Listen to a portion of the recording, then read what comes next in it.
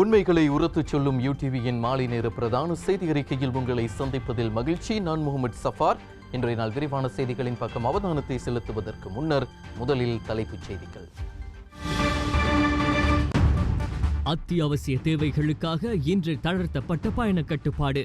பொருட்கொள்வனவில் மக்கள் மும்முரம். இலங்கையில் சுற்றுலா பயணங்களை மேற்கொள்ள வேண்டாம் என அமெரிக்கா எச்சரிக்கை. மிகவும் வயதான கோவிட் மரணம் நாட்டில் பதிவு.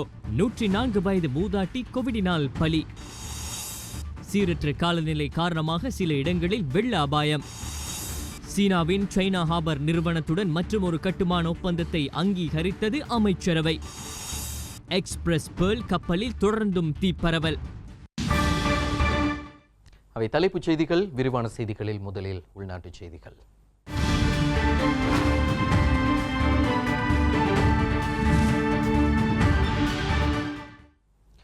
வங்காள விரிகுடாவின் கிழக்கு மத்திய பகுதியில் உருவாகியுள்ள யாஸ் என்ற சூறாவளி அடுத்த சில மணி நேரங்களில் கடும் சூறாவளியாக தீவிரமடையும் சாத்தியம் காணப்படுவதாக வளிமண்டலவியல் திணைக்களம் தெரிவித்துள்ளது.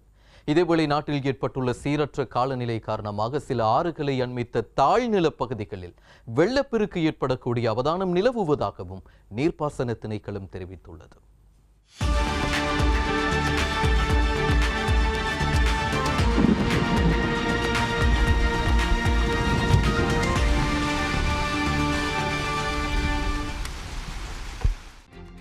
வங்காள விரிகுடாவின் கிழக்கு மத்திய பகுதிகளில் உருவாகியுள்ள யாஸ் என்ற சூறாவளி அடுத்த சில மணி நேரங்களில் கடும் சூறாவளியாக தீவிரமடையும் என்று எதிர்பார்க்கப்படுவதாக வளிமண்டலவியல் திணைக்களம் அறிவித்துள்ளது. இதன் காரணமாக நாட்டில் பலத்த காற்று வீச ஆரம்பித்திருப்பதாகவும் நாட்டின் தென்மேற்கு பகுதியில் மழை பெய்யும் என்றும் திணைக்களம் தெரிவித்துள்ளது. விசேடமாக மேற்கு சப்ரகமுவ மத்திய மற்றும் தென் மாகாணங்களில் இன்று தொடக்கம் எதிர்வரும் 27ஆம் தேதி வரையில் மழையுடனான காலநிலை நீடிக்கும் என்று எதிர்பார்க்கப்படுகிறது. நாடு முழுவதும் காற்றின் வேகம் 50 தொடக்கம் 60 கிலோமீட்டர் வரை அதிகரித்திருப்பதுடன் விசேடமாக மத்திய மேற்கு மலைசாரல் வடமத்திய வடமேற்கு மாகாணங்களிலும் கேகாலை, வவுனியா, முல்லைத்தீவு, மன்னார், திருகோணமலை மற்றும் காற்றின் வேகம் 70 கிலோமீட்டர் வரை அதிகரிக்கும். அதேபோன்று மேல் மாகாண கரையோர பகுதிகளிலும் காலி மற்றும் மாத்தறை மாவட்டங்களிலும் காற்று 70 கிலோமீட்டர் வேகத்தில் வீசக்கூடும் என்று திணைக்களம் அறிவித்துள்ளது. இந்த நிலையில் களுகங்கையை அண்மித்த பகுதிகளில் 100 மில்லிமீட்டருக்கும் அதிக மழை வீழ்ச்சி தொடர்ச்சியாக பதிவாகியுள்ளது. இதன் காரணமாக இரத்தினபுரி, குருவிட்ட, கிரியல்ல, அயகம மற்றும் எலப்பான ஆகிய பிரதேசங்களில் தாழ் பகுதிகளில் சிறிதளவு வெள்ளம் ஏற்படக்கூடும் என்று நீர்ப்பாசன திணைக்களம் எச்சரிக்கை விடுத்துள்ளது. கண்டி, கேகாலை, நுவரெலியா மற்றும் இரத்தினபுரி ஆகிய மாவட்டங்களுக்கு நாளை பிற்பகல் வரையில் மண் சரிவு அபாயம் நீடிக்கப்பட்டுள்ளதாக தேசிய கட்டட ஆராய்ச்சி நிலையம் அறிவித்துள்ளது. நிலவும் சீரற்ற வானிலை காரணமாக மத்திய மலைநாட்டில் பெய்து வரும் அடைமழையினால் நீர்த்தேக்கங்களின் நீர்மட்டமும் வெகுவாக அதிகரித்து வருகிறது. இந்த நிலையில் மேல் கொத்மலை நீர்த்தேக்கத்தின் 2 வான்கதவுகள் திறக்கப்பட்டுள்ளன. இதனால் சென்ட் கிளியர் நீர்வீழ்ச்சியின் நீர்மட்டமும் அதிகரித்துள்ளது. அத்துடன் மேல் கொத்மலை அணைக்கட்டுக்கு கீழ் ஆற்று பகுதியை பயன்படுத்துபவர்கள் விழிப்புடன் இருக்குமாறு கூறப்பட்டுள்ளது. இந்த நிலையில் நுவரெலியா டயகம பிரதேசத்தில் பெய்த கடும் மழை காரணமாக டயகம பிரதேசத்திலிருந்து வரும் அகர ஆறு பெருக்கம் எடுத்ததனால் டயகம, அக்கரப்புத்தனை, மன்ராசி, திஸ்பனை, ஆகரக்கந்தை, நாகசேனை, லிந்துலை போன்ற ஆற்றோர பிரதேசங்கள் நீரினால் மூழ்கடிக்கப்பட்டுள்ளன. இதனால் இந்த பிரதேசங்களில் விவசாய காணிகள் முற்றாக பாதிப்படைந்துள்ளதுடன் தொழிலாளர்களின் குடியிருப்பு பகுதிகளுக்கும் ஆற்று நீர் புகுந்துள்ளது. இதேவேளை திருகோணமலையில் உள்ள திருக்கடுவூர் மீன்பிடி துறைமுகத்திலிருந்து கடலுக்கு மீன்பிடிக்க சென்ற மீன்பிடி படகு சீரற்ற காலநிலை காரணமாக காணாமல் போயுள்ளதாக போலீசார் தெரிவித்தனர். குறித்த படகில் 3 மீனவர்கள் இருந்ததாகவும் மாயமான படகை தேடி 20 படகுகள் காணாமல் போன பிரதேசத்துக்கு சென்றுள்ளதாகவும் தெரிய வருகிறது. இந்த சம்பவம் குறித்து மீன்வள திணைக்களம் மற்றும் கடற்படையினருக்கு அறிவித்துள்ளதாக மீனவர்கள் தெரிவித்தனர். இன்று அதிகாலை 4 மணி முதல் இரவு 11 மணி வரையில் பயண கட்டுப்பாடுகள் தளர்த்தப்பட்டுள்ளன. அதன்படி இன்று சில்லறை கடைகள், மருந்து கடைகள், மீன், இறைச்சி, மரக்கறி மற்றும் பேக்கரி உற்பத்திகளை விற்பனை செய்யும் வர்த்தக நிலையங்கள், எரிபொருள் நிரப்பும் நிலையங்கள் மட்டுமே திறக்க அனுமதி வழங்கப்பட்ட நிலையில் மக்கள் தங்களின் அன்றாட தேவைகளை நிறைவு செய்து கொண்டனர்.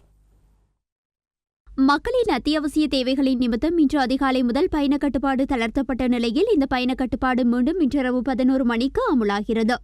இன்றிரவு 11 மணி முதல் மே மாதம் 31ஆம் தேதி அதிகாலை 4 மணி வரை மீண்டும் முன்னரை போல பயண கட்டுப்பாடுகள் அமலில் இருக்கும். மே மாதம் 31ஆம் தேதி அதிகாலை 4 மணி முதல் இரவு 11 மணி வரை மீண்டும் பயண கட்டுப்பாடுகள் தளர்த்தப்பட்டு இரவு 11 மணிக்கு விதிக்கப்படும். பயண கட்டுப்பாடுகள் ஜூன் மாதம் 4ஆம் தேதி அதிகாலை 4 மணிக்கு தளர்த்தப்பட்டு மீண்டும் 4ஆம் தேதி இரவு 11 மணிக்கு பயண கட்டுப்பாடு விதிக்கப்படும். ஜூன் மாதம் 4ஆம் தேதி இரவு 11 மணிக்கு விதிக்கப்படும் பயண கட்டுப்பாடு அதன் பிறகு ஜூன் 7ஆம் தேதி அதிகாலை 4 மணி வரை அமுலில் இருக்கும். விமானப்படையினால் ஆளில்லா விமானங்கள் மூலம் பயண கட்டுப்பாடுகள் மீறுவோர் குறித்து தினமும் கண்காணிக்கப்படும் எனவும் தெரிவிக்கப்படுகின்றது. தலைநகர் கொழும்பில் ஊரடங்கு தளர்த்தப்பட்டதை அடுத்து மக்கள் அத்தியாவசிய பொருட்கொள்வனவில் ஈடுபட்ட காட்சிகள் எமது கமராக்களில் இவ்வாறு பதிவாகின. கிண்ணியா பிரதேச செயலக பிரிவில் தனிமைப்படுத்தப்பட்ட 12 கிராமங்களிலும் முதற்கட்டமாக 5000 ரூபாய் பெறுமதியான ஒரு தொகை பொதிகள் கிண்ணியா பிரதேச செயலகத்திற்கு உட்பட்ட குறிஞ்சாக்கேணி மற்றும் பெரியாற்றுமுனை பகுதிகளில் இன்று வழங்கி வைக்கப்பட்டன. வவுனியா மாவட்டம் உட்பட நாட்டின் பல பாகங்களில் அமல்படுத்தப்பட்டிருந்த பயணத்தடை இன்று அதிகாலை 4 மணி தொடக்கம் இரவு 11 மணி வரையிலான காலப்பகுதியில் தற்காலிகமாக தளர்த்தப்பட்டது. குறிப்பாக மக்கள் தங்களின் வீடுகளை விட்டு வெளியேறி அருகிலுள்ள கடைகளுக்கு சென்று அத்தியாவசிய பொருட்களை கொள்வனவு செய்தனர். முல்லைத்தீவு மாவட்டத்தில் இன்று அதிகாலை 4 மணியிலிருந்து பயணத்தடை நீக்கியதை அடுத்து பொதுமக்கள் அத்தியாவசிய பொருட்கொள்வனவில் இவ்வாறு ஈடுபட்டனர். பயணத்தடை தற்காலிகமாக தளர்வை அடுத்து வடமராட்சி மந்திகை சந்தை மற்றும் நகர் பகுதியில் அதிகளவிலான மக்கள் கூட்டம் பொருட்கள் கொள்வனவிற்காக அலைமோதிய காட்சிகள் எமது கமராக்களில் இவ்வாறு பதிவாகின.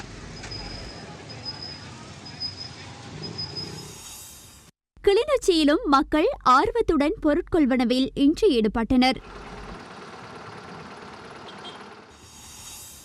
கல்முனையில் பயணத்தடை தளர்த்தப்பட்டதை அடுத்து பொதுமக்கள் அத்தியாவசிய நடவடிக்கைகளில் ஈடுபட்டனர். நீர்கொழும்பு நகரில் பொதுமக்களின் அத்தியாவசிய பொருட்கொள்வனவு இன்று இடம்பெற்றது.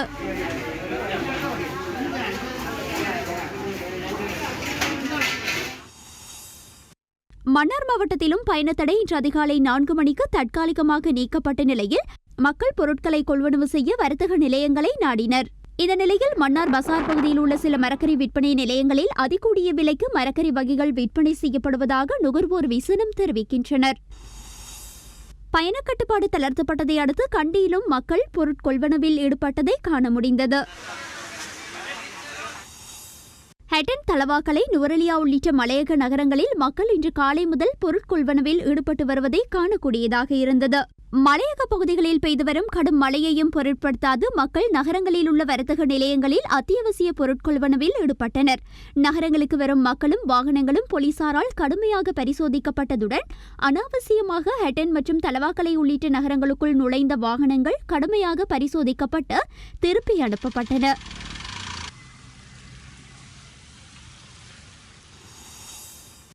பயணக்கட்டுப்பாடு தளர்த்தப்படும் சந்தர்ப்பத்தில் அருகில் உள்ள வியாபார நிறுவனங்களுக்கு சென்று பொருட்கொள்வனவில் ஈடுபடுமாறு வாகனங்களில் செல்வதற்கு பதிலாக நடைப்பயணத்தில் செல்லுமாறு போலீஸ் ஊடக பேச்சாளர் தெரிவித்திருந்தார்.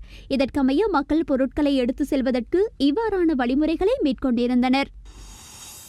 இதேபோல இன்று அதிகாலை முதல் உடன் அமலுக்கு வரும் வகையில் நுவரெலியா மாவட்டத்தின் வட்டவளை போலீஸ் பிரிவுக்கு உட்பட்ட லொனெக் மற்றும் வெலியோயா ஆகிய பகுதிகள் தனிமைப்படுத்தப்பட்டன.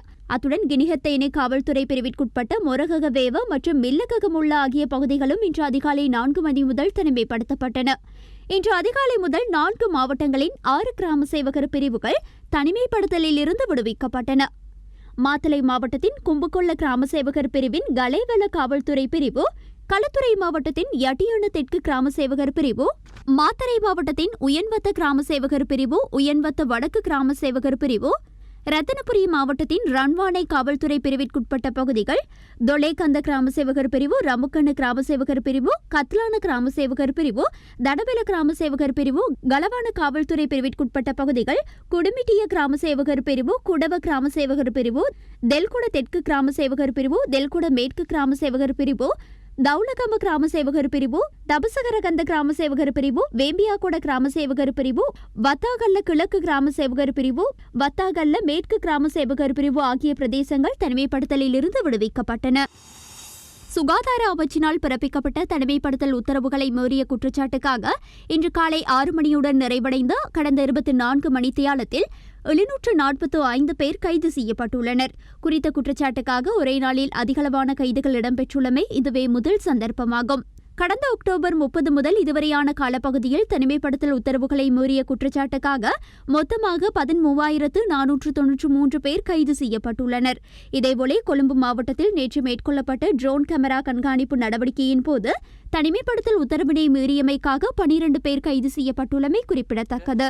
අද උදෑසන 6න් අවසන් වෙච්ච පැය 24 කාලය තුල තමයි වැඩිම පිරිසක් අත්අඩංගුවට ගෙන තියෙන්නේ. පිරිස 745ක් පමණ වෙනවා. ඊයේ දිනේදී 635ක් අත්අඩංගුවට ගත්තා. පෙරේදා දිනේදී 635ක් අත්අඩංගුවට ගත්තා පැය 24 කාලය තුල.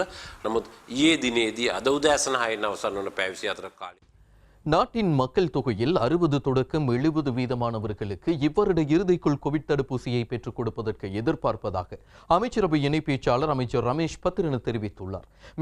மேலும் சீனாவின் சினோஃபார்ம் கோவிட் தடுப்பூசியின் 14 மில்லியன் டோஸ்களை சீனாவிலிருந்து கொள்வனவு செய்வதற்கும் திட்டமிட்டுள்ளதாக அவர் தெரிவித்துள்ளார். இதேவேளை பொது சுகாதார ஊழியர்கள் உட்பட மக்களோடு நேரடியாக தொடர்புபடும் அனைத்து அரசு ஊழியர்களுக்கும் எதிர்காலத்தில் கோவிட் தடுப்பூசியை பெற்றுக் கொடுப்பதற்கு எதிர்பார்ப்பதாகவும் அவர் தெரிவித்துள்ளார். இன்று இடம்பெற்ற அமைச்சரவை முடிவுகளை அறிவிக்கும் செய்தியாளர் சந்திப்பில் வைத்தே அவர் இதனை தெரிவித்தார். මහජන සෞඛ්‍ය පරීක්ෂකවරුන් හෙදහෙදියන් වෛද්‍යවරුන් ඇතුළු සියලුම සෞඛ්‍ය කාර්ය මණ්ඩල මාහැඟි මෙහෙවරක් මේ කොරෝනා මර්ධනය වෙනුවෙන් සිදු කරනවා. சில வைத்தியர்களுடைய குடும்ப உறுப்பினர்களில் அஸ்ட்ராசெனேகா கோவிட் தடுப்பூசியின் முதலாவது டோஸை பெற்றவர்களுக்கே அதன் இரண்டாவது டோஸ் தற்போது வழங்கப்பட்டு வருவதாக சுகாதார அமைச்சு நேற்றைய தினம் தெளிவுபடுத்தியிருந்தது. எனவே இந்த இடத்தில் பொது சுகாதார பரிசோதகர்கள், தாதிமார்கள், வைத்தியர்கள் மற்றும் ஏனைய சுகாதார ஊழியர்கள் என அனைவரும் இந்த கோவிட் அனர்த்த காலப்பகுதியில் மிகப்பெரிய சேவையினை ஆற்றி வருகின்றனர். எனவே வைத்தியர்களுடைய குடும்பத்தினருக்கு மட்டுமல்லாமல் பொது சுகாதார பரிசோதகர்கள், தாதிமார்களுடைய குடும்பத்தினருக்கும் தடுப்பூசியை வழங்குவதன் முக்கியத்துவத்தை அரசு அறிந்துள்ளது. இருப்பினும் போதுமான தடுப்பூசிகள் கையிருப்பில் இல்லாமையே தற்போதைய பிரச்சினை. எனவே எதிர்வரும் காலங்களில் சுகாதாரத்துறையில் உள்ள அனைத்து ஊழியர்களுக்கும் மற்றும் அவர்களது நெருங்கிய உறவினர்களுக்கும் இந்த தடுப்பூசியை பெற்றுக் கொடுப்பதனூடாக அவர்களையும் இந்த நோய் தொற்றிலிருந்து பாதுகாப்பு பெற செய்வதற்கு நடவடிக்கை எடுத்துள்ளோம். அதேபோன்று கிராம சேவை உத்தியோகர்கள், பிரதேச செயலக உத்தியோகர்கள், மின்சார சபை ஊழியர்கள், பெட்ரோலிய கூட்டுத்தாபனத்தின் ஊழியர்கள் என மக்களோடு நெருங்கிய தொடர்புடைய அனைவருக்கும் எதிர்வரும் காலங்களில் கோவிட் தடுப்பூசியை பெற்றுக் கொடுப்பதற்கு நடவடிக்கை எடுத்துள்ளோம். ජනගහනෙන් 60-70 ප්‍රමාණයක් මේ වසර අවසන් වන විට අනිවාර්යෙන්ම එන්නත් කිරීමේ බලාපොරොත්තුව ඇතිව කඩිනමින් සයිනෝෆාර්ම් එන්නත් මාත්‍රා මිලියන 14ක් චීනයෙන් මිලදී ගැනීමටත් ඒ වගේම ඔක්ස්ෆර්ඩ් ඇස්ට්‍රාසෙනකා එන්නතේ තවත් මිලියන 1ක් මිලදී ගැනීමට අවශ්‍ය මුදල් ප්‍රතිපාදන රජය මගින් වෙන්කොට තිබෙනවා. ඒ නිසා අපි மேலும் நாட்டின் மக்கள் தொகையில் 60 தொடக்கம் 70 வீதமானவர்களுக்கு இந்த வருட நிறைவாகும் போது கோவிட் தடுப்பூசியை பெற்றுக் கொடுப்பதற்கு எதிர்பார்க்கின்றோம். இதற்காக சினோஃபார்ம் கோவிட் தடுப்பூசியின் 14 மில்லியன் டோஸ்களை சீனாவிலிருந்து கொள்வனவு செய்வதற்கு திட்டமிட்டுள்ளோம். அதேபோன்று ஆக்ஸ்போர்ட் அஸ்ட்ராசெனேகா கோவிட் தடுப்பூசியின் மேலும் 1 மில்லியன் டோஸ்களை கொள்வனவு செய்வதற்கு தேவையான நிதியையும் அரசு ஒதுக்கியுள்ளது. எனவே உற்பத்தியாளர்களின் விநியோக ஆற்றலுக்கு அமைய கட்டம் கட்டமாக இந்த தொகையை நாட்டுக்கு எடுத்து வருவதற்கு முயற்சிக்கின்றோம். குறிப்பாக ஜூன் மாதமாகும் போது நாட்டில் அதிகளவான கோவிட் தடுப்பூசிகள் கிடைக்கப்பெறும் என நம்புகின்றோம். இந்த தடுப்பூசிகள் எடுத்து வரப்பட்டதன் பின்னர் மேல் மாகாணத்துக்கு மேலதிகமாக கோவிட் தொற்று பரவி வரும் காலி, குர்நாகல், மாத்தறை மற்றும் கோவிட் தொற்றாளர்கள் அதிக அளவில் பதிவாகும் மாகாணங்களிலும் கோவிட் தடுப்பூசி செலுத்தும் பணிகளை விஸ்தரிக்க எதிர்பார்க்கின்றோம். විශේෂ රෝගීන් විශේෂයෙන් හමු වන පළාත් ආවරණය වන පරිදි වෙනත් කරන වැඩසටහන ව්‍යාප්ත කිරීම සඳහා රජය බලාපොරොත්තුවෙන් සිටිනවා. நேற்றைய தினம் நாட்டில் 2971 கோவிட் தொற்றாளர்கள் பதிவாகியுள்ளனர். இதில் ஒருவர் வெளிநாட்டில் இருந்து நாடு திரும்பியுள்ளார். புதுவண்ட கோவிட் குத்தில் 2970 பேர் பதிவாகியுள்ளனர். நேற்றைய தினம் நாட்டில் 33 கோவிட் மரணங்கள் பதிவாகியுள்ளன. இவை அனைத்தும் மே 17 தொடக்கம் 23 வரை இடம்பெற்றுள்ளது. இதில் 12 மரணங்கள் வீடுகளில் இடம்பெற்றுள்ளன. இதேவேளை மிகவும் வயதான கோவிட் மரணமும் பதிவாகியுள்ளது. இதற்கமைய காலி, கினிமெல்லகா பகுதியைச் சேர்ந்த 104 வயதான வயோதிப பெண்ணொருவர் வீட்டில் மரணமடைந்துள்ளார். இவரது மரணத்திற்கு கோவிட் தொற்றே காரணம் என கூறப்பட்டுள்ளது. நேற்றைய தினம் நாட்டில் பதிவாகியிருந்த கோவிட் தொற்றாளர்களில் அதிகளவானவர்கள் கொழும்பு மாவட்டத்தில் பதிவாகியுள்ளனர். கொழும்பு மாவட்டத்தில் 605 பேரும், களுத்துறை மாவட்டத்தில் 472 பேரும், கம்பா மாவட்டத்தில் 395 பேரும், ரத்னபுரி மாவட்டத்தில் 223 பேரும், குர்நாகல் மாவட்டத்தில் 171 பேரும், காலி மாவட்டத்தில் 168 பேரும், மாத்தறை மாவட்டத்தில் 96 பேரும், நுவரெலியா மாவட்டத்தில் 92 பேரும், மாத்தளை மாவட்டத்தில் 88 பேரும், கண்டி மற்றும் பதுளை மத்துள்ள மாவட்டங்களில் தலா 85 பேரும், யாழ்ப்பாண மாவட்டத்தில் 82 பேரும், ஹம்பாந்தோட்ட மாவட்டத்தில் 60 பேரும் பதிவாகியுள்ளனர். மேலும் கேகாலை மாவட்டத்தில் 56 பேரும், திருகோணமலை மாவட்டத்தில் 55 பேரும், அனுராதபுரம் மாவட்டத்தில் 37 பேரும், கிளிநொச்சி மற்றும் மொனராகலை மாவட்டங்களில் தலா 30 பேரும், அம்பாறை மாவட்டத்தில் 27 பேரும், புத்தளம் மாவட்டத்தில் 25 பேரும், புலனறுவ மாவட்டத்தில் 24 பேரும், முல்லைத்தீவு மாவட்டத்தில் 22 பேரும், மட்டக்களப்பு மாவட்டத்தில் 20 பேரும், வவுனியா மாவட்டத்தில் 12 பேரும், மன்னார் மாவட்டத்தில் 10 பேரும் பதிவாகியுள்ளனர். இன்று மாலை 6 மணி வரையில் புதிதாக 1808 கோவிட் தொற்றாளர்கள் பதிவாகியுள்ளனர். எனவே நாட்டில் இதுவரை பதிவாகியுள்ள மொத்த கோவிட் தொற்றாளர்களுடைய எண்ணிக்கை 1,68,980 உயர்வடைந்துள்ளது. 27,790 தொற்றாளர்கள் தொடர்ந்தும் வைத்தியசாலைகளில் சிகிச்சை பெற்று வருகின்றனர். 1243 கோவிட் மரணங்கள் நாட்டில் பதிவாகியுள்ளன. அமெரிக்க அரசு திணைக்களத்தினால் இலங்கை மீது 4வது மட்ட கோவிட் அபாயத்திற்கான சுற்றுலா அறிவுறுத்தல்கள் வெளியிடப்பட்டுள்ளன. இதற்கமைய குறித்த திணைக்களத்தின் ஊடாக அமெரிக்க பிரஜைகள் இலங்கைக்கு சுற்றுலா மேற்கொள்வதில் இருந்து தவிர்த்து கொள்ளுமாறு அறிவுறுத்தப்பட்டுள்ளது. இதேவேளை ஐக்கிய மக்கள் சக்தியின் நாடாளுமன்ற உறுப்பினர் நளின் பண்டார மற்றும் அவரது பாரியார் கோவிட் தொற்றினால் பாதிக்கப்பட்டுள்ளனர். எனவே கடந்த தினங்களில் தன்னை சந்தித்தவர்கள் தங்களை தனிமைப்படுத்திக் கொள்ளுமாறு நளின் பண்டார தனது முகநூல் பக்கத்தில் பதிவொன்றை இட்டு கேட்டுக் கொண்டுள்ளார்.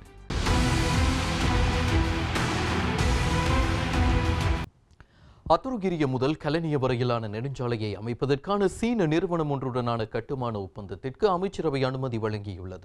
அதன் அடிப்படையில் சீன துறைமுக கட்டுமான நிறுவனமாக அடையாளப்படுத்துகின்ற சைனா கன்ஸ்ட்ரக்ஷன் லிமிடெட் நிறுவனத்துடன் குறித்த ஒப்பந்தம் செய்யப்பட்டுள்ளதாக அமைச்சர் உதய கம்மம்பில தெரிவித்துள்ளார். 3 வருடங்கள் குறித்த நெடுஞ்சாலையை அமைக்கவும் அதன் பின்னர் செலவிட்ட தொகையை ஈட்டிக்கொள்ள 15 வருடங்கள் குறித்த நிறுவனத்துக்கு அந்த வீதி வழங்கப்படும் எனவும் அவர் தெரிவித்துள்ளார். முதல் ராஜகிரிய ஊடாக கலனி புதிய பாலம் வரையிலான நெடுஞ்சாலையொன்றை அமைப்பதற்கான திட்டம் ஒன்றுக்கான சர்வதேச விலைமனு கோரல் தற்போதைய அரசாங்கம் மூலம் முன்வைக்கப்பட்டிருந்தது. அதன்படி குறித்த நெடுஞ்சாலையை அமைக்க சிறந்ததொரு மற்றும் கவர்ச்சிகரமான திட்டத்தை சீனாவின் சைனா ஹார்பர் கன்ஸ்ட்ரக்ஷன் நிறுவனம் முன்வைத்துள்ளதாக அறிவிக்கப்பட்டது. அதன்படி குறித்த சைனா ஹார்பர் கன்ஸ்ட்ரக்ஷன் நிறுவனத்துக்கு குறித்த திட்டத்தை வழங்க நேற்று நடந்த அமைச்சரவை கூட்டத்தில் முடிவு செய்யப்பட்டுள்ளதாக இன்று நடந்த அமைச்சரவை முடிவுகளை அறிவிக்கும் செய்தியாளர் சந்திப்பில் அமைச்சர் உதய கம்மம்பில தெரிவித்தார். අධිවේගී මාර්ගයට ලන්සු කැඳවීමෙන් පසු ඒ වඩාත්ම ආකර්ශනීය ලන්සු ඉදිරිපත් කරලා තිබුණු චයිනා හාබර් ඉංජිනීරින් කෝපරේෂන් වෙත පැවරීමට ඇමති මණ්ඩල අනුමැතිය හිමි වුණා. அதன்படி 3 வருடங்களுக்கு இந்த திட்டத்தை நிர்மாணிக்கவும் அதன் பின்னர் அதற்கான செலவை ஈட்டிக்கொள்ள 15 வருடங்கள் நெடுஞ்சாலை சைனா ஹார்பர் கன்ஸ்ட்ரக்ஷன் நிறுவனத்துக்கு வழங்கவும் அமைச்சரவை அனுமதி வழங்கியுள்ளது. சுமார் 18 வருடங்களின் பின்னர் அத்துருகிரிய முதல் ராஜகிரிய ஊடான கலனி வரையிலான நெடுஞ்சாலையை சைனா ஹார்பர் கன்ஸ்ட்ரக்ஷன் நிறுவனம் இலங்கை அரசாங்கத்துக்கு கையளிக்க வேண்டும் எனவும் அமைச்சரவை முடிவு செய்துள்ளது. එම සමාගමට වසර 3ක කාලයක් කණුමත අධිවේගී මාර්ගය ඉදිකිරීමටත් තමන්ගේ වසර 15ක් එහි මෙහෙයුම් කරලා තමන්ගේ වියදම සමග වියදම ආවරණය කරගෙන ආදායම ඉපීම සඳහා තවත් වසර 15ක කාලයක් යනාදී වශයෙන් වසර 18ක කාලයක් එම මාර්ගයේ අයිතිය හිමි වෙනවා. ඊට පස්සේ එම සමාගම විසින් අධිවේගී මාර්ගයේ අයිතිය ලංකා ආණ්ඩුවට පැවරිය යුතුයි. சைனா ஹார்பர் கன்ஸ்ட்ரக்ஷன் நிறுவனம் இந்த திட்டத்தை சுமார் 800 மில்லியன் அமெரிக்க டாலர்கள் செலவில் நிர்மாணிக்க உள்ளது. இந்த திட்டம் தலைநகரில் உள்ள போக்குவரத்து நெரிசலை குறைக்க உதவும் எனவும் எதிர்பார்க்கப்படுகிறது. இதேவேளை சைனா ஹார்பர் கன்ஸ்ட்ரக்ஷன் நிறுவனமே இலங்கை கடற்பரப்பில் மேற்கொள்ளப்படுகின்ற மிக பெரும் திட்டமான போர்ட் சிட்டி திட்டத்தையும் மேற்கொண்டு வருகிறது. அண்மையில் குறித்த போர்ட் சிட்டி முன்னெடுத்துச் செல்லப்படும் விதம் குறித்த சட்டமூலமும் நாடாளுமன்றத்தில் நிறைவேற்றப்பட்டிருந்தது. தலைநகரில் உள்ள மாபெரும் போக்குவரத்து நெரிசலை முடிவுக்கு கொண்டு வர பொதுமக்கள் மற்றும் தனியாரின் முதலீடுகளுடன் ரயில்வே திட்டம் ஒன்றையும் இந்த அரசாங்கம் அறிமுகம் செய்திருந்தது. குறித்த ரயில் திட்டம் 4 பெயர்களில் முன்னெடுக்கப்பட உள்ளது என்பதோடு அதற்கு ரக்த, ஹரித, நீல மற்றும் டேம் என பெயரிடப்பட்டிருந்தது. 42 கிலோமீட்டர் தூரத்தில் உள்ள ரக்தா ரயில் பாதை ராகமவிலிருந்து கொட்டாவை வரை புறக்கோட்டையூடாகவும், ஹரித ரயில் பாதை மொரட்டுவையிலிருந்து கலனி வரை நாரகிம்பிட்ட ஊடாகவும் அமைக்கப்பட உள்ளது. நீல ரயில் பாதை கொட்டாவையிலிருந்து உணுப்பிட்டி வரை பத்திரமுள்ள இசுறுப்பாய ஊடாக கட்டப்பட உள்ளதோடு அணை ரயில் பாதை கொழும்பின் துறைமுக நகரத்திலிருந்து அத்துருகிரிய வரை பொரல்ல ஊடாக நிர்மாணிக்கப்பட உள்ளது. இந்த திட்டத்திற்கும் கடந்த மார்ச் மாதம் அமைச்சரவை அனுமதி வழங்கியிருந்தது. இதேவேளை கடந்த அரசாங்கம் மூலம் அறிமுகப்படுத்தப்பட்ட கொழும்பு லைட் ரயில் திட்டம் இந்த அரசாங்கம் மூலம் உடனடியாக நிறுத்தப்பட்டிருந்தமை குறிப்பிடத்தக்கது. குறித்த திட்டத்துக்கு அதிக செலவு என்பதோடு தலைநகருக்கு குறித்த திட்டம் பொருத்தம் இல்லை எனவும் ஜனாதிபதியின் செயலாளர் PB ஜெயசுந்தர கடிதம் ஒன்றின் மூலம் அறிவித்திருந்தார். ஜப்பானின் கடன் உதவியுடன் 17 கிலோமீட்டர் இலகு ரயில் பாதை திட்டம் அமைக்கப்படவிருந்தது. இதில் கொழும்பு கோட்டை மாதிரி போக்குவரத்து மத்திய நிலையத்தில் இருந்து மாலபே டிப்போ வரையில் 16 ரயில் நிலையங்களுடன் இந்த திட்டம் முன்னெடுக்கப்படவிருந்தது. இலகு ரயில் பாதை கட்டமைப்பொன்று 2,46,641 மில்லியன் ஜப்பான் யென் முதலீட்டுடன் மேற்கொள்வதற்கு திட்டமிடப்பட்டிருந்தது. இந்த நிதியை ஒதுக்கீடு செய்யும் நோக்கில் 2,415 மில்லியன் ஜப்பான் யென்களை வழங்குவதற்கு ஜப்பான் சர்வதேச புரிந்துணர்வு நிறுவனம் உடன்பட்டிருந்தது. இத்திட்டம் ஆரம்பிக்கப்பட்டிருந்த நிலையிலும் இந்த அரசாங்கம் மூலம் குறித்த திட்டம் நிறுத்தப்பட்டிருந்தது. ஆனால் அந்த கடன் தொகைக்கு வேறொரு திட்டம் முன்னெடுக்கப்படும் எனவும் ஜனாதிபதியின் செயலாளர் PB ஜெயசுந்தர அறிவித்திருந்தார் என்பதும் குறிப்பிடத்தக்கது. கொழும்பு துறைமுகத்திற்கு உட்பட்ட கடற்பரப்பில் நங்கூரமிடப்பட்டிருந்த எக்ஸ்பிரஸ் பேர்ல் கப்பலில் மீண்டும் தீப்பரவல் ஏற்பட்டுள்ளது.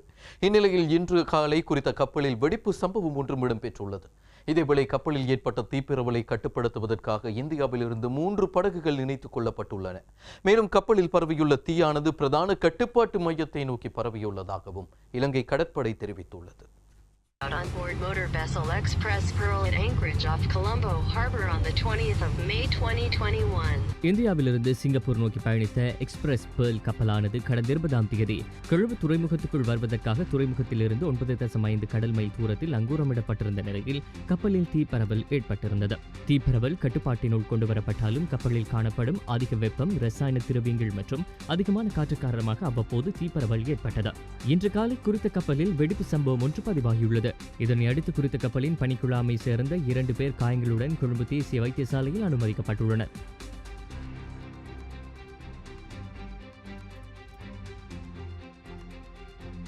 அத்துடன் இந்த கப்பலின் பணிக்குழாமை சேர்ந்த 25 பேர் இலங்கை கடற்படையினரால் மீட்கப்பட்டதாக தெரிவிக்கப்பட்டுள்ளது. மேலும் கப்பல் தீப்பற்றியதை அடுத்து அந்த கப்பலில் இருந்து 8 கொள்கலன்கள் கடலில் வீழ்ந்திருப்பதாக இலங்கை கடற்சார் சூழல் பாதுகாப்பு அதிகார சபை தெரிவித்துள்ளது.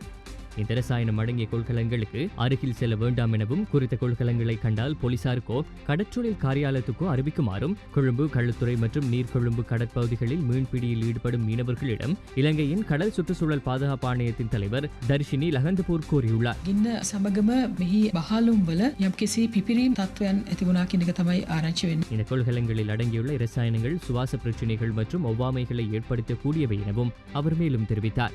ආසන්නයේ දීවර ක්‍රියාකාරකම් බල යෙදෙනවා නම් සැලකිලිමත් වෙන්න. இந்த நிலையில் எக்ஸ்பிரஸ் பேர்ல் கப்பலில் ஏற்பட்டுள்ள தீப்பரவலை கட்டுப்படுத்த இலங்கை விமானப்படையின் பெல் 212 ஹெலிகாப்டர் பயன்படுத்தப்பட்டுள்ளது. இந்த ஹெலிகாப்டர் மூலம் உலர் இரசாயன தூள் தீயணைப்பானை கொண்டு தீயை கட்டுப்பாட்டுக்குள் கொண்டு வருவதற்கான முயற்சிகள் மேற்கொள்ளப்பட்டு வருவதாக இலங்கை விமானப்படை ஊடகம் தெரிவித்துள்ளது. இதேவேளை இந்த கப்பலில் ஏற்பட்டுள்ள தீப்பரவலை கட்டுப்படுத்துவதற்காக இந்திய கடலோர பாதுகாப்பு படையினரின் 2 படகுகளும் டக் படகு ஒன்றும் இணைத்துக் கொள்ளப்பட்டுள்ளதாக இலங்கை கடற்படை தெரிவித்துள்ளது.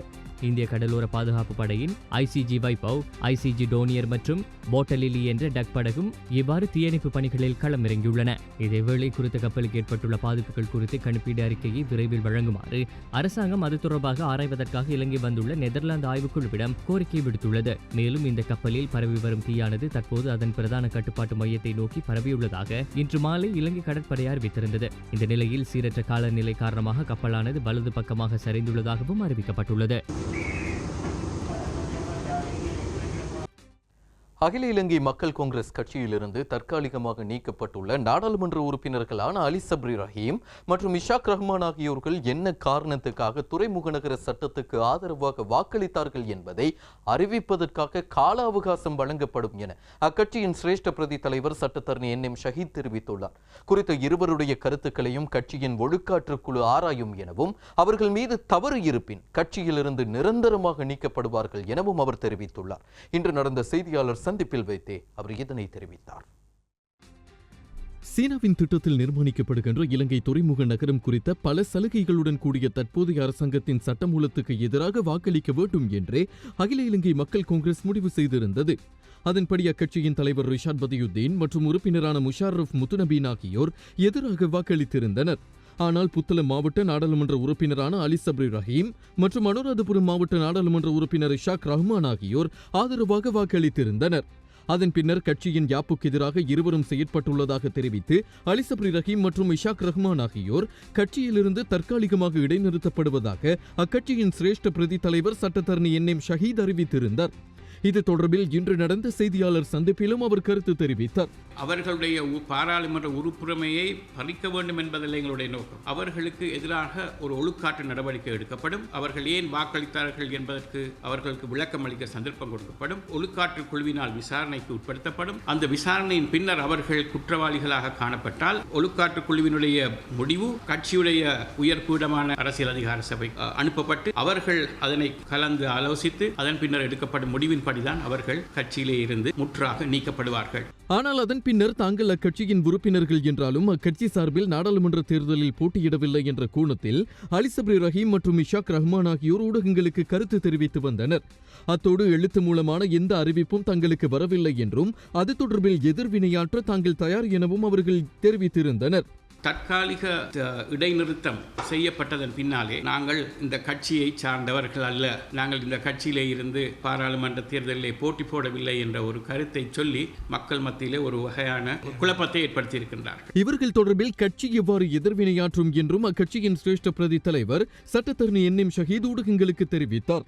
எங்களுடைய கட்சிக்கும் சமகி ஜனபலவேக என்ற சஜித் பிரேமதாச அவர்களுடைய தலைமையை கொண்ட கட்சிக்கும் ஒரு புரிந்துணர்வு ஒப்பந்தம் இருக்கிறது. அந்த கட்சியிலே போட்டி போடுகின்ற எங்களுடைய கட்சியை சார்ந்த வேட்பாளர் அவர் ஏதாவது பிழை செய்யும் எடுத்து அவர் சம்பந்தமான ஒழுக்காற்று நடவடிக்கைகளை எங்களுடைய கட்சி தான் செய்யும். அந்த ஒழுக்காற்று நடவடிக்கையின் பின்னாலே அவர் குற்றவாளி என காணப்பட்டால் எங்களுடைய கட்சியில் நிறுத்தப்படுகின்ற பொழுது அந்த தீர்மானம் சமகி ஜனபலவேக என்ற கட்சிக்கு அறிவிக்கப்படும். அதன் அடிப்படையில் அந்த கட்சி தேர்தல் கமிஷனருக்கு அந்த முடிவை அறிவித்து அவர் எடுக்க வேண்டிய நடவடிக்கைகள் எடுக்கும். தேசிய அமைப்பு என்ற முஸ்லிம் நேஷனல் அலையன்ஸ் என்ற கட்சிக்கும் புத்தளம் மாவட்டத்திலே எங்கள் சார்பாக போட்டியிடுகின்ற அலி சப்ரி அவர்கள் சம்பந்தமான ஒரு ஒப்பந்தம் இருக்கின்றது. அந்த ஒப்பந்தத்தின் அடிப்படையில் நாங்கள் எங்களுடைய கட்சியில் அலி சப்ரி ரஹீம் அவர்களுக்கு எதிராக எடுக்கப்படுகின்ற தீர்மானம் அந்த முஸ்லிம் நேஷனல் அலையன்ஸ் என்ற கட்சிக்கு அறிவிக்கப்படுகின்ற பொழுது அவர்கள் அந்த பிரேரணையை ஏற்று அவர்கள் கட்டாயம் ஏற்றுக்கொண்டே ஆக வேண்டும். அதுதான் எங்களுடைய புரிந்துணர்வு ஒப்பந்தம். அவர்கள் அந்த தீர்மானத்தை தேர்தல் கமிஷனருக்கு அறிவித்ததன் பின்னாலே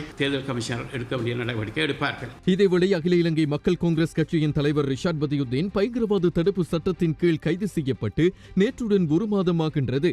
இது தொடர்பிலும் அக்கட்சியின் சட்டப்பணிப்பாளர் சட்டத்தரணி ருஷ்டி ஹபீப் ஊடகங்களிடம் விசேட அறிவிப்பொன்றையும் வெளியிட்டிருந்தார். ஒரு மாத காலமாக இந்த தடுப்பு காவலில் வைத்திருக்கிறார்கள் சட்டமுறையான விதத்தில். இன்று அவர் அரசியல் கைதியாக்கப்பட்டுள்ளார். இந்த அரசாங்கம் அவரது அரசியல் சார்பு நிலைகள் மற்றது வேறு அழுத்தங்கள் காரணமாக அவரை இவ்வாறு கைது செய்திருக்கிறார்கள். சட்டத்துக்கு முரணான கைது, அடிப்படை உரிமை மீறல்.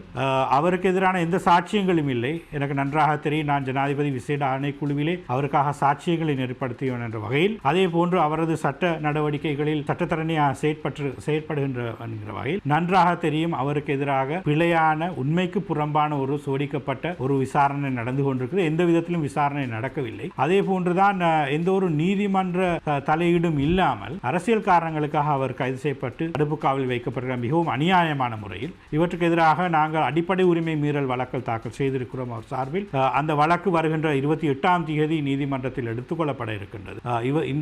இந்த சட்டமுறையான கைது தொடர்பாகவும் அவரது தடுப்பு காவல் தொடர்பாகவும் அன்று உயர்நீதிமன்றத்தில் பிரஸ்தாபிக்கப்படும். இந்த அளவில் யூடிவியின் மாலை நேர பிரதான செய்தி அறிக்கையை நாங்கள் நிறைவுக்கு கொண்டு வருகிறோம். எமது அடுத்த பிரதான செய்தி அறிக்கை நாளை இரவு 7:30 மணிக்கு. அதுவரை யூடிவி வழங்கும் நிகழ்ச்சிகளோடு இணைந்திருக்கிறோம்.